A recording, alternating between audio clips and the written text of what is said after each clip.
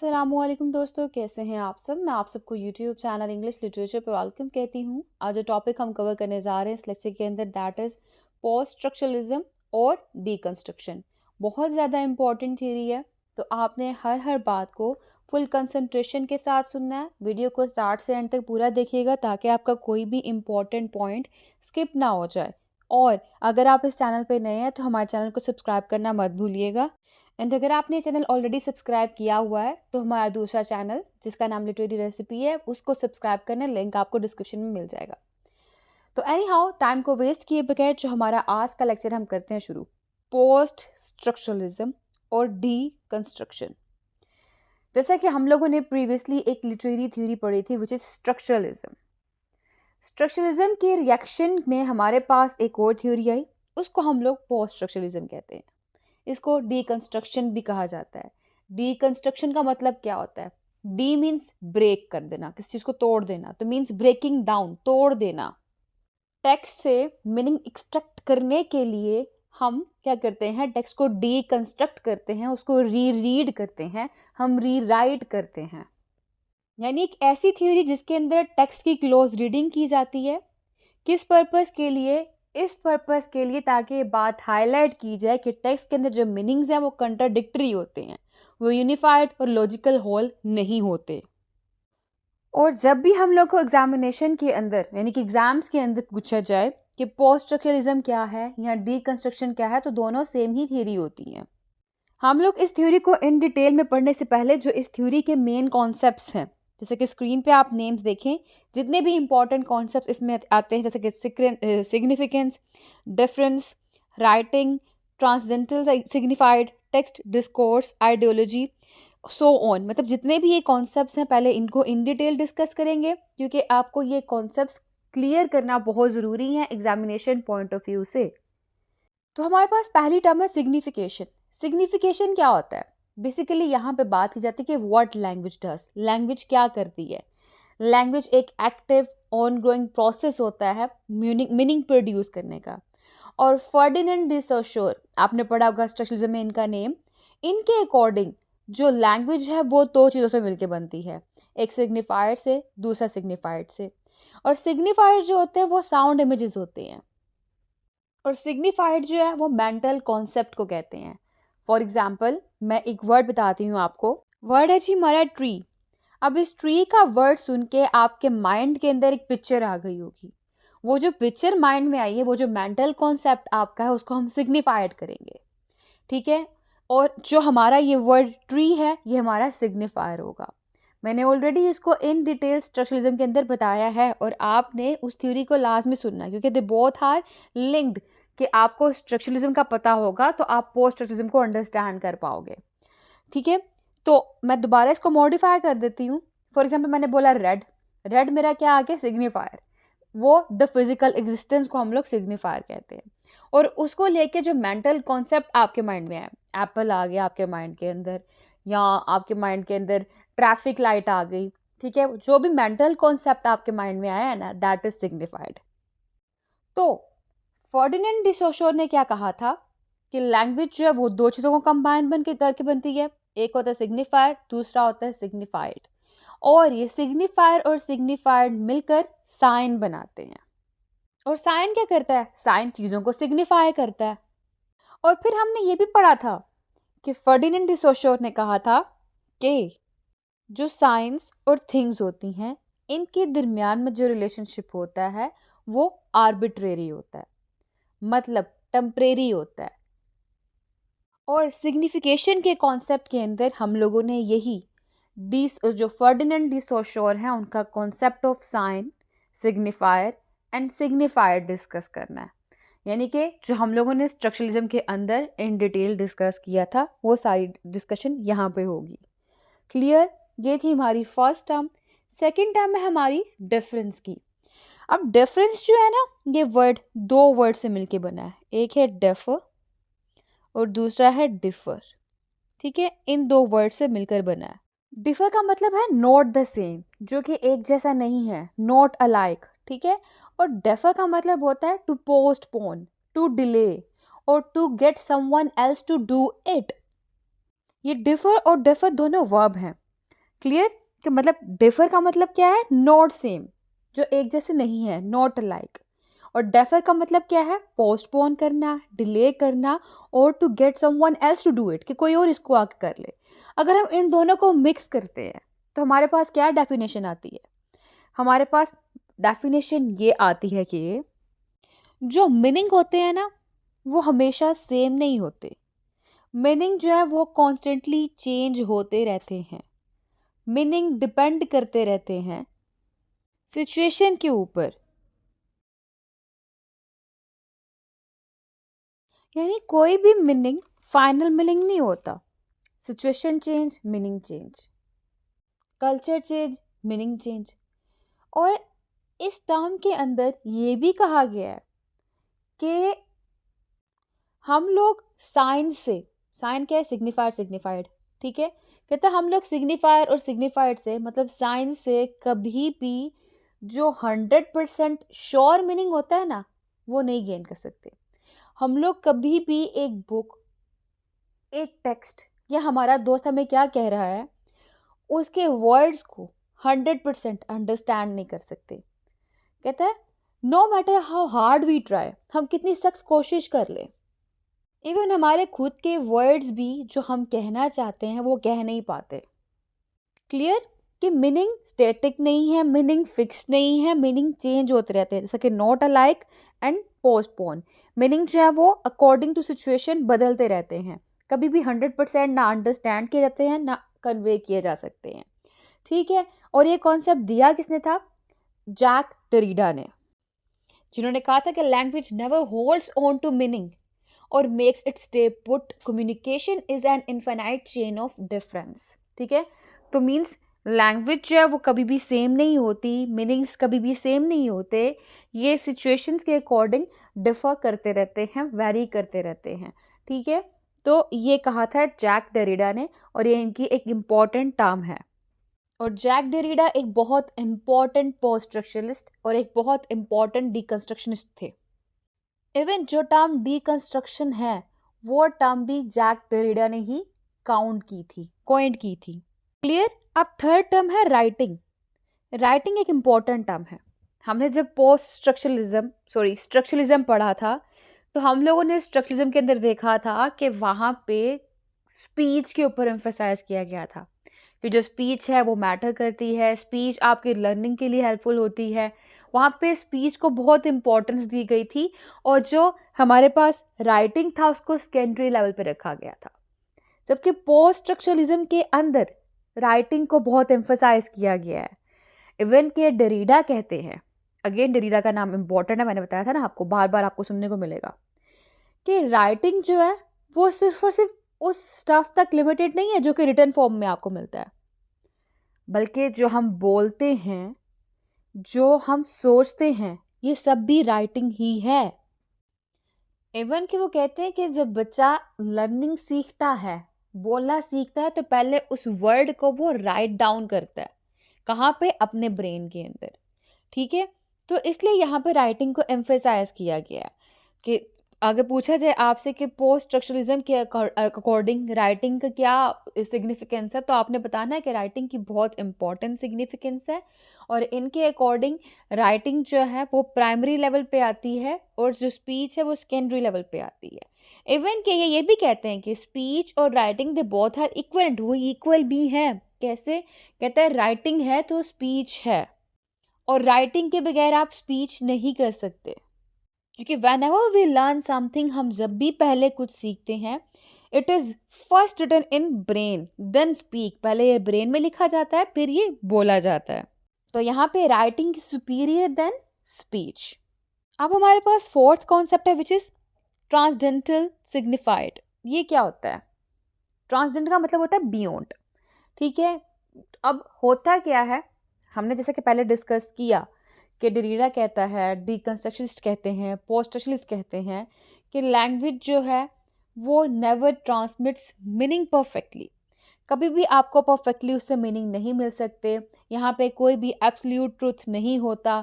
No one can reach to the absolute truth, कोई भी absolute truth की तरफ नहीं जा सकता, क्योंकि time change, meaning change. What is true today can be false tomorrow. जो आज सच है वो कल झूठ हो सकता है, जो कल सच होगा वो आज झूठ हो सकता है। तो nothing is fixed, there is no fixity. Even के कोई भी इंडिविजुअल की इंटरप्रिटेशन की बात की जाए, बुक्स को लेके, पोएम्स को लेके, ये भी डिफरेंस रखती हैं, ये भी रिलायबल नहीं होती, क्योंकि उनके भी मीनिंग्स जो है वो वैरी करते हैं, एक जैसे मीनिंग्स नहीं रहते। ठीक है, लेकिन एक टाइम पे जब कोई एक पर्सन पढ़ रहा है उस टाइम वो ट्रुथ है, सेकेंड टाइम पे वो पढ़ रहा है वो फॉल्स हो गया।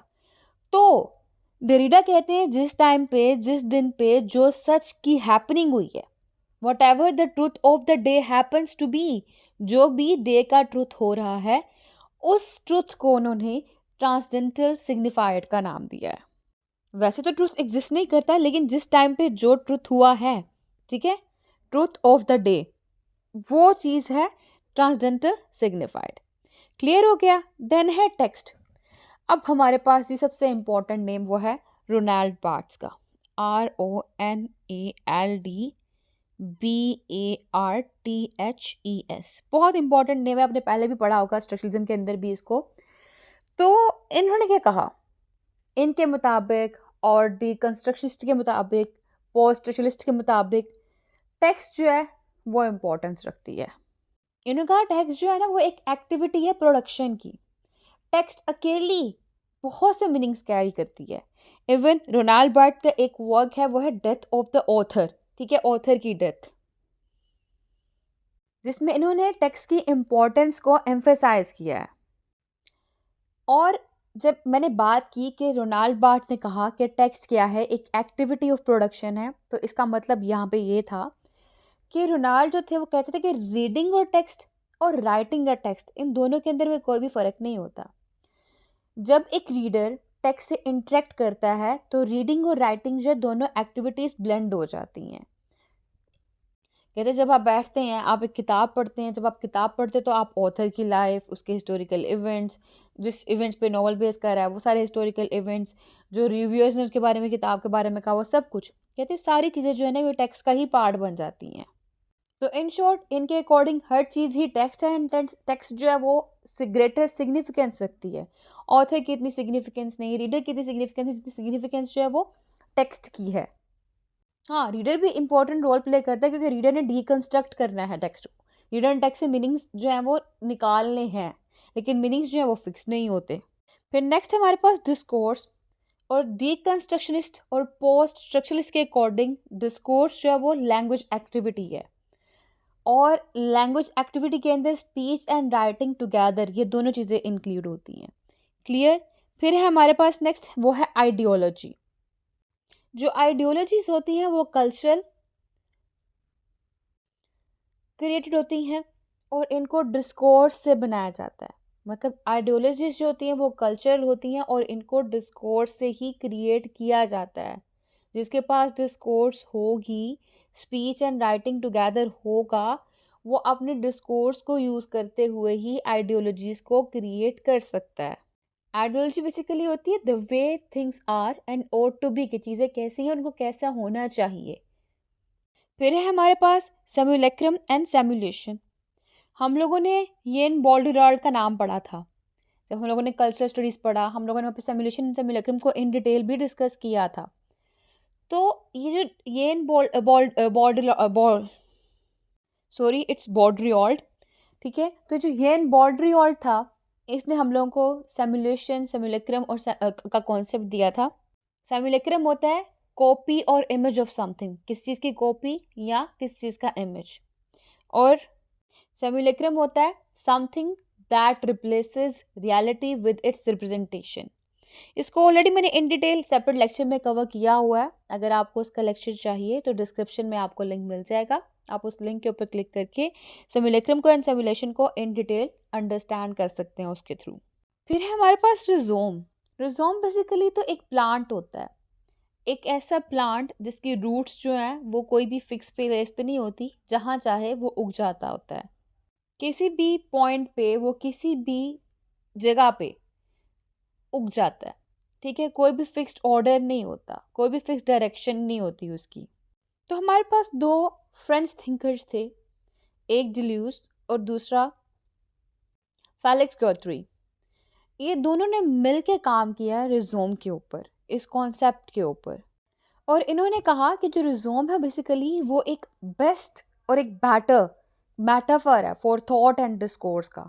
ठीक है, मतलब डिस्कोर्स और थॉट भी रिजोम की तरह की होती है, जिनका जो ओरिजिन है वो, जिनके जो रूट्स हैं वो जहाँ चाहे निकल पड़ते हैं, जहाँ चाहे टेंगल्ड हो जाते हैं, जिसके साथ चाहे मिल जाते हैं, जहाँ पे कोई प्रॉपर एंट्री और प्रॉपर स्केप नहीं होता। और थॉट एंड डिस्कोर्स मैंने बताया कि इनके अकॉर्डिंग रिजोम की तरह के हैं, क्योंकि ये हमेशा न्यू कनेक्शंस और न्यू ऑफशूट्स जो हैं वो इस्टेब्लिश करते रहते हैं। क्लियर। फिर है मेटाफिजिक्स ऑफ एब्सेंस, यानी किताब पे जो मौजूद है आप उसका मीनिंग एज इट इज़ नहीं ले सकते। क्यों? Meaning is changes because what is absent, क्योंकि मीनिंग जो है वो चेंज होता रहता है। मतलब व्हाट इज एब्सेंट, जो भी एब्सेंट है you have to bring that out, आपको उसको बाहर लेके आना है। किस तरह से? By using the method of deconstruction. तो मतलब मीनिंग फाइनल नहीं है, और डीकंस्ट्रक्शन क्या है? Relationship between text and meaning. ठीक है, किसका यूज करते हुए? लैंग्वेज का यूज करते हुए। तो इसीलिए उन्होंने कहा कि जो एब्सेंट है उसका मीनिंग फाइंड आउट करो by using the method of deconstruction, क्योंकि मीनिंग इज एवर चेंजिंग, हमेशा चेंज ही होता रहता है। Meaning is not fixed, there is no fixity. फिर एक और टर्म है जो कि है अपोरिया। अपोरिया का मतलब क्या होता है? पजल या डाउट होना, कि समटाइम हम ऐसे सिचुएशन में होते हैं कि हम लोग को समझ नहीं आ रहा होता कि इस सिचुएशन में हम लोग को क्या करना है, हम बहुत डाउटेड फील कर रहे होते हैं, उस सिचुएशन को हम लोग अपोरिया कहते हैं। ठीक है, यानी कि डाउट वाली सिचुएशन, कि ऐसा आर्ग्यूमेंट जो कि दोनों साइड पे डेवलप हो जाता है। जैसे कि हैमलेट की एक कोटेशन हमने पढ़ी थी, टू बी और नॉट टू बी, करूं या ना करूं। ये सिचुएशन क्या है? ये सिचुएशन अपोरिया की सिचुएशन कहलाती है। ठीक है, ये भी कॉन्सेप्ट जैक डेरिडा ने ही दिया था। तो ये थे हमारे इंपॉर्टेंट कॉन्सेप्ट्स। आई होप का आपको ये कॉन्सेप्ट्स तो समझ आ चुके होंगे। अब हम फर्दर हमारे लेक्चर को स्टार्ट करते हैं। तो पहले हम बात करते हैं इस कॉन्सेप्ट के ओरिजिन की। कहानी शुरू होती है अक्टूबर 1966 से। अक्टूबर 1966 को कुछ डिफरेंट क्रिटिक, कुछ डिफरेंट थिंकर्स इकट्ठे हुए एक प्लेस पे। अब वो प्लेस कौन सी थी? जॉन हॉपकिंस ह्यूमैनिटीज सेंटर, ये प्लेस का नाम था। अब सब सारे के सारे जितने भी क्रिटिक्स थे, इम्पोर्टेंट थिंकर्स थे, वो यहाँ पे इकट्ठे हो गए। और यहाँ पे इनकी एक सिंपोजियम थी, मतलब एक कॉन्फ्रेंस थी। और उस कॉन्फ्रेंस के अंदर इन्होंने एक पार्टिकुलर टॉपिक के ऊपर डिस्कशन शुरू कर दी। वो टॉपिक क्या था वो तो बात की बात, लेकिन उस सिंपोजियम का नेम क्या था? The languages of criticism and the sciences of man. ठीक है, स्क्रीन पे आपको नेम नज़र आ रहा होगा। ये एक इंटरडिसिप्लिनरी बायलिंगुअल सिंपोजियम थी। और यहाँ पे जो लोग इकट्ठे थे, जो स्कॉलर्स इकट्ठे थे, कुछ एंथ्रोपोलॉजी की फील्ड से थे, कुछ क्लासिक्स की थे, कुछ लिटरेचर से थे, कुछ हिस्ट्री से थे, कुछ लिंग्विस्टिक्स से थे, कुछ सिमियोलॉजी, कुछ सोशियोलॉजी, कुछ फिलोसफी, कुछ साइको एनालिसिस, सो ऑन। और इन सब का जो हॉट टॉपिक ऑफ डिस्कशन था वो था स्ट्रक्चरलिज्म। हर कोई स्ट्रक्चरलिज्म की बातें कर रहा था कि इसका मतलब क्या है, ये कहाँ जा रहा है, और कौन सा मेथड बेस्ट रहेगा ह्यूमैनिटीज़ एंड सोशल साइंसेस के लिए। ठीक है, तो ये प्लेस थी 1966 जहाँ से ये कहानी शुरू हो रही है, जहाँ पे इन्होंने पहले स्ट्रक्चरलिज्म के बारे में बात की। तो याद है आपको स्ट्रक्चरलिज्म क्या था? अगर नहीं याद तो डिस्क्रिप्शन में लिंक है, उस थ्योरी को लाजमी सुनिएगा। मैं थोड़ा सा ओवरव्यू दे देती हूँ। फर्डिनेंड डी सोशोर था, उसने कुछ लेक्चर्स दिए थे अपने स्टूडेंट्स को अपने लाइफ टाइम में, जो कि लिंग्विस्टिक्स बेस्ड थे, स्ट्रक्चरलिज्म बेस्ड लेक्चर्स थे। उन लेक्चर्स को फर्डिनेंड डी सोशोर की डेथ के बाद उनके स्टूडेंट्स ने मिलकर कंपाइल किया, और कंपाइल करके उसको एक बुक की फॉर्म में पब्लिश करवाया, जिस बुक का नाम कोर्स इन जनरल लिंग्विस्टिक्स रखा गया। और इन कॉन्सेप्ट्स की बेस पे बहुत से रेवोल्यूशन आया। लोगों ने टेक्स्ट की स्ट्रक्चर के ऊपर फोकस करना शुरू कर दिया। लोगों ने बात की साइन की, सिग्निफायर की, सिग्निफाइड की। लोगों ने बात करना शुरू कर दी साइक्रोनिक एंड डायक्रॉनिक लिंग्विस्टिक्स के रेफर से, सिमियोलॉजी के रेफरेंस से बातें करना शुरू कर दी, बाइनरी ओपोजिशन के कॉन्टेक्स्ट में बातें करना शुरू कर दी। ठीक है, टेक्स्ट को बाइनरी ओपोजिशन के कॉन्टेक्स्ट में पढ़ाया गया। ये सारा कुछ हुआ, हमने पढ़ा पोस्ट स्ट्रक्चरलिज्म के अंदर। तो इन सब बातों को सोचते हुए और देखते हुए हमारे पास जो रिस्पेक्टिव सिम्पोजियम हो रही थी, मतलब जो कॉन्फ्रेंस हो रही थी जिसका नाम था the languages of criticism and sciences of man, यहाँ पे एक फिलोसफर उठा जिसका नाम डेरिडा था, जैक डेरिडा। अब डेरिडा ने यहाँ पे अपना एक पेपर प्रेजेंट किया। उस पेपर का नाम था structure, sign and play in the discourse of human sciences, जो कि निगेट कर रहा था ideas of Ferdinand de Saussure. इस पेपर की प्रेजेंटेशन से जो कॉन्सेप्ट स्ट्रक्चरलिज्म का चल रहा था पहले से, वो फिर फर्दर प्रोसीड नहीं किया। यहाँ पे कॉन्सेप्ट चेंज हो गया और यहाँ से फिर एक नई मूवमेंट स्टार्ट हुई। वो मूवमेंट थी पोस्ट स्ट्रक्चरलिज्म की। अच्छा, मुझे बड़ा ही इंटरेस्टिंग क्वेश्चन माइंड में आ गया, मैं आपको बताती हूँ यहाँ पे। वो है post structuralism with hyphen and post structuralism without hyphen. तो जैसे कि मैंने अभी नाम लिया कि एक मूवमेंट शुरू हो गई और वो मूवमेंट पोस्ट स्ट्रक्चरलिज्म की मूवमेंट कहलाती है, तो वो कौन से वाला है? With hyphen. जब भी हम पोस्ट स्ट्रक्चरलिज्म विद हाइफन लिखते हैं तो इट मीन्स हम लोग मूवमेंट की बात कर रहे हैं, एक लिटरेरी मूवमेंट की, एक पीरियड की बात कर रहे हैं, ठीक है। एक रिस्पॉन्स टू स्ट्रक्चरलिज्म की बात करें कि एक पूरी मूवमेंट शुरू हुई थी जो कि रिस्पॉन्स था स्ट्रक्चरलिज्म के अगेंस्ट, ठीक है। और अगर हम बात करते हैं पोस्ट स्ट्रक्चरलिज्म विदाउट हाइफन की, तो इट मीन्स हम फीचर एंड ट्रेट्स की बात कर रहे हैं। पोस्ट स्ट्रक्चरलिज्म के फीचर्स एंड ट्रेट्स जो कि आज भी मौजूद हैं। क्लियर? तो ये होता है डिफरेंस। आपसे क्वेश्चन पूछा जा सकता है कि what is the difference between post structuralism with hyphen and post structuralism without hyphen. तो विद हाइफन हमें पता लग गया कि एक लिटरेरी मूवमेंट है, एक पूरा पीरियड है which is response to structuralism. और विदाउट हाइफन हम लोग को क्लियर हो गया कि ये features and traits of post structuralism की बात की जा रही है, यानी कि एक थ्योरी की बात की जा रही है जो कि आज भी मौजूद है। और हुआ क्या था जी, हमारे पास फिर एक मूवमेंट स्टार्ट हुई थी पोस्ट स्ट्रक्चरलिज्म की। किसके अगेंस्ट? स्ट्रक्चरलिज्म के अगेंस्ट। किसके आने से? डेरिडा के आने से। कौन से वाला? सेकंड वाला, हाइफन वाला शुरू हुआ था। और इस मूवमेंट में डेरिडा के नाम अलावा जो इम्पोर्टेंट नेम थे, एक तो रोनाल्ड बार्ट्स का था, दूसरा मिशेल फोको का था, तीसरा हमारे पास लैकन का नेम बहुत इंपॉर्टेंट है, जैक लैकन। अब लैकन के अलावा हमारे पास इसके अंदर जो इम्पोर्टेंट नेम है वो है होमी के भाभा का भी। होमी के भाभा के साथ साथ हमारे पास इसमें गायत्री चक्रवर्ती स्पिवक का भी नाम इम्पॉर्टेंट है। और स्पिवक के साथ साथ हमारे पास जो नेम इसमें इम्पॉर्टेंट आता है वो जूडिथ बटलर का भी है, ठीक है। कुछ इम्पॉर्टेंट कंट्रीब्यूटर थे in the field of post structuralism deconstruction, ठीक है। अब इसमें अगर हम बात करें लिटरेचर का क्या रोल है, तो लिटरेचर का कोई इतना इम्पोर्टेंट रोल नहीं है, सिर्फ और सिर्फ टेक्स्ट का रोल इम्पॉर्टेंट है। टेक्स्ट मैटर करती है, टेक्स्ट को रीड करके डीकंस्ट्रक्ट करना है, टेक्स्ट से मीनिंग एक्सट्रैक्ट करने हैं। और मीनिंग जो है वो एवर चेंजिंग होते हैं, मीनिंग फिक्स्ड ही नहीं है, क्योंकि जो कुछ भी सच रियलिटी फिक्स्ड नहीं है, कुछ फिक्स्ड ही नहीं है। जो what is today can be false tomorrow, ठीक है, कुछ फिक्स्ड है ही नहीं, तो फिर मीनिंग कैसे फिक्स्ड होंगे? मीनिंग भी चेंज होते रहते हैं। तो इसलिए टेक्स्ट जो है वो प्राइमरी कंसर्न है। ऑथर वो है जिसने टेक्स्ट को प्रोड्यूस करना है, ठीक है, और इसके अलावा कोई इसकी इतनी इंपॉर्टेंस नहीं है। और रीडर क्या है? रीडर एक इम्पॉर्टेंट रोल रखता है, क्योंकि रीडर ने टेक्स्ट को रीड करके उससे मीनिंग एक्सट्रैक्ट करना है, टेक्स्ट को डीकंस्ट्रक्ट करना है, ठीक है, ये है। तो अब हम थोड़ा सा ओवरव्यू लेते हैं जिस स्ट्रक्चरलिज्म के बारे में, उसको कंपेयर करते हैं पोस्ट स्ट्रक्चरलिज्म के साथ। स्ट्रक्चरलिज्म हम लोगों ने पढ़ा कि रिलेशनशिप जो है इसके अंदर कल्चरली कंस्ट्रक्टेड होता है, इसमें मीनिंग जो है वो एब्सोल्यूट होते हैं, फिक्स्ड होते हैं। स्ट्रक्चरलिज्म के अंदर हम लोगों ने पढ़ा था कि मीनिंग जो है वो फिक्स्ड होते हैं, और क्योंकि मीनिंग फिक्स्ड है तो एवरीथिंग इज फिक्स्ड, सब कुछ फिक्स्ड है। स्ट्रक्चर इसके अंदर एम्फसाइज किया जाता है, और स्ट्रक्चर जो है वो लैंग्वेज को फॉलो किया जाता है, करता है। इसके अंदर बाइनरी ओपोजिशन का बड़ा इंपॉर्टेंट रोल है। बाइनरी ओपोजिशन क्या होते हैं? कहते हैं कि हम लोग लैंग्वेज को और मीनिंग्स को बाइनरी ओपोजिशन के थ्रू लर्न कर सकते हैं। और बाइनरी ओपोजिशन क्या है? कि हमारे पास दो पोलर ऑपोजिट होते हैं, मतलब एक तरफ मेल है तो दूसरी तरफ फीमेल है, ठीक है। अगर हमारे पास ब्लैक है तो उसका ऑपोजिट क्या है? वाइट है।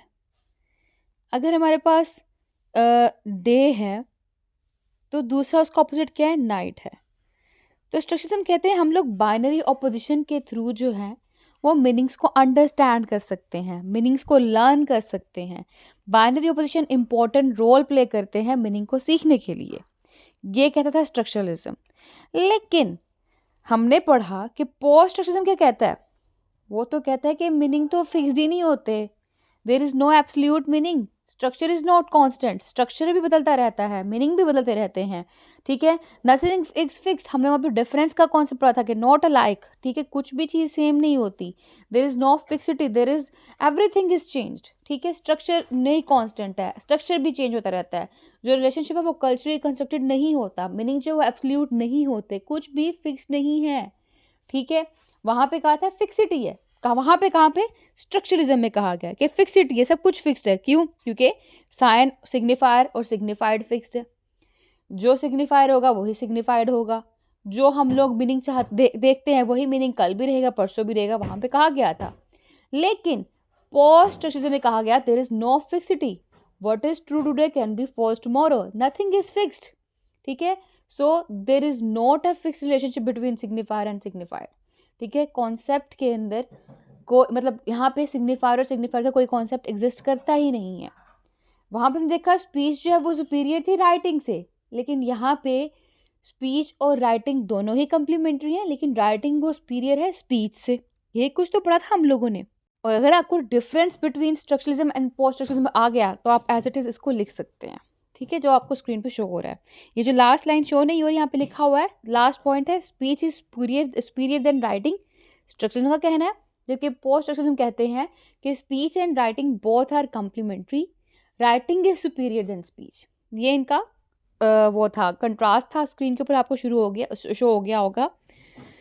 अब हम बात करते हैं जी इम्पोर्टेंट वर्क्स की। स्क्रीन पे देख लें, हमारे पास इम्पोर्टेंट वर्क्स हैं।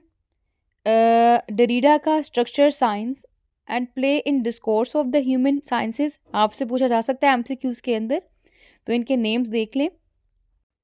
लेकिन का इक्रिट्स, डेरिडा का grammatology, writing and difference and speech and phenomena and other essays. Roland Barthes का the death of the author, इनकी जो डेट है वो भी देख लीजिएगा। रोनाल्ड बार्थ्स का एन एसे। जैक डेरिडा का margins of philosophy, dissemination and position. Next है जी हमारे पास मिशेल फोको का discipline and punish, the birth of the prison. फिर डिल्यूस और गॉटरी का हमारे पास 1000 प्लेटियस, कैपिटलिज्म एंड हिजोफ्रेनिया। येन बॉर्डिलॉट का हमारे पास सिमुलेक्रा एंड सिमुलेशन। और पॉल डिमेंस का हमारे पास allegories of reading, figural language in Rousseau, Rilke, Nietzsche and Proust. Homi Bhabha का द कमिटमेंट टू थ्योरी। और जूडिथ बटलर का हमारे पास gender trouble, feminism and the subversion of identity. ये कुछ इंपॉर्टेंट वर्क्स थे। तो आई होप कि आपको अब पोस्ट स्ट्रक्चरलिज्म के अंदर कोई भी कन्फ्यूजन बाकी नहीं रही होगी। ये जो थ्योरी है पोस्ट स्ट्रक्चरलिज्म और डीकंस्ट्रक्शन आपको अच्छे से क्लियर हो चुकी होगी। हमने पढ़ा इसके इम्पोर्टेंट टर्म्स को, इसके ओरिजिन को, कि शुरू कैसे हुई थी ये, स्ट्रक्चरलिज्म क्या होता है और पोस्ट स्ट्रक्चरलिज्म क्या होता है, इनके दरमियान का डिफरेंस हम लोगों ने देख लिया, और जो इम्पोर्टेंट कंट्रीब्यूटर थे उनके नेम्स, एंड इसके अलावा उनका कौन कौन सा इंपॉर्टेंट वर्क्स था वो भी हम सारा कुछ कवर कर चुके हैं। That's all about today's lecture. I hope ये वीडियो आपके लिए हेल्पफुल रही होगी। वीडियो पसंद है वीडियो को लाइक भी करिएगा, and please do not forget to subscribe our channel. दुआ में खास याद रखिएगा। Stay tune with us, take care.